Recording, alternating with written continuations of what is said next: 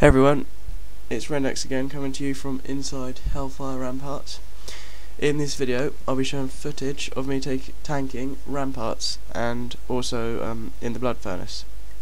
I'm not of any guilds for this run, just a quick group from looking for group, and also I went around on general chat in Hellfire and just got the rest of the DPS. About guilds, I have started forming my own guild. I will talk about that in a later video when I've got more members in that. But in this, anyway, back to this boss fight. This is probably the best fight out of all of them. It's the last boss. I think it's the best because you like fighting two sort of bosses. You get the main boss jump off his mount, and then you get to fight his mount after, which I think is pretty cool. You just need to make sure that when you're fighting this, the healer is always on alert, because he gives out this flame breath, which is a killer, and like, unfortunately I am a victim of it, and I get I'm hit by the flame breath and I do die because the healer didn't realise how much damage it does, but luckily it was only at the end, and so I managed to soulstone up quickly and we killed the boss. But yeah, like, here we go.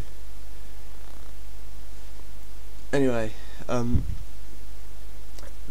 other than that, it's an easy boss fight to tank. You just got to make sure it's a single boss target, so you just make sure you pick him up. And yeah, I finished off the quest, and then I got a nice cape from this actually. 21 stamina and 21 resilience. It's quite nice. And then, anyway, yeah, I'm also going to be showing, after this, there's footage of me in Blood Furnace taking on the second and third bosses, although I have forgot their names. But yeah, I'm still level 61 in this video. Moving on to the Blood Furnace now. This was the point in which we'd killed the two sets of mobs before the boss. And basically you then pull this lever and it starts to spawn sets of mobs every time you kill them, 4 free sets of mobs, and you just literally, it's a case of picking them up and from when they spawn. They spawn in random places, which is quite annoying for the tank. You just got to make sure you get in there and use thunderclap. But this AoE tanking is the hardest thing for a warrior, protection warrior, to do. Out of all the tanks, warriors lack the AoE tanking part. In my opinion, they're the best for single target tanking, but not the AoE tanking. And it's hard because most of your AoEs have quite a long cooldown, apart from, let's say, thunderclap. So yeah, I was just a case of running in with thunderclap and then shockwaving when I can, and then just picking up the mobs that ran at the healer or the DPS that was pulling quite a lot of aggro. But yeah, this lasted for a few more, and then we finally managed to get onto the boss, which is coming up could be coming up now. Here we go. The boss comes out.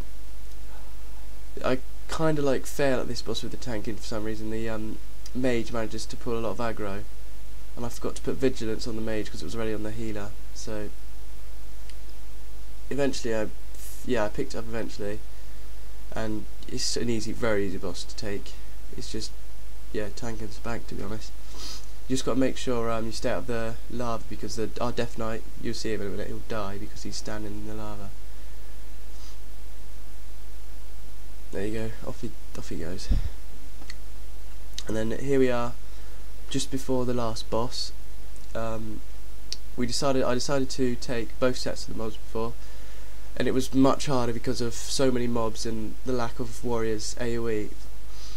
But that's the thing that I've just got to sort of practice as I level, and I'll be bringing out more videos to when I learn. I'll bring out videos of how to AoE tank as a warrior, the best ways. But also I've learnt this, I've only just learnt it but you can actually, most people probably know this, but you can actually, when you target the mobs, you can set key bindings so that you don't have to keep right clicking, because I found that I wouldn't target as much because it just took too long to just right click and stuff, whereas now I've set key bindings on my number pad, whereas 1 is skull, 2 is cross, and 3 is square, and then so on, and it just basically marks them up really quickly, and I find it, you know, useful, and I use it much more now. So yeah, we're moving on to the the last boss,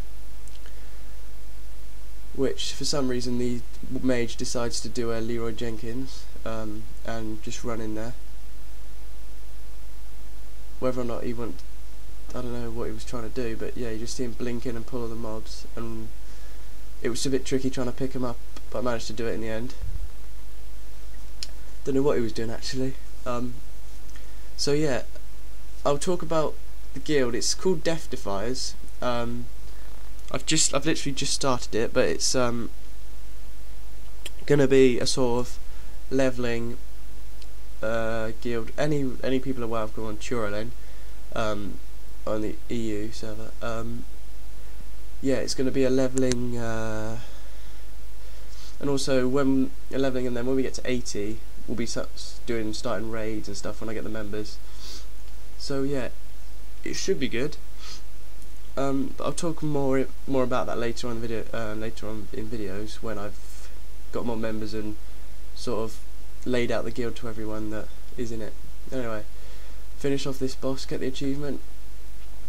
The Warsong Howling Axe drops, which was nice for the Death Knight. And so yeah, I've got a quick video now of me dinging 262, and then yeah, that's it. Hopefully I'll bring out a video within the next few days of me doing some more dungeons. But yeah, thanks, and please subscribe. Be much appreciated. Comment. See you later.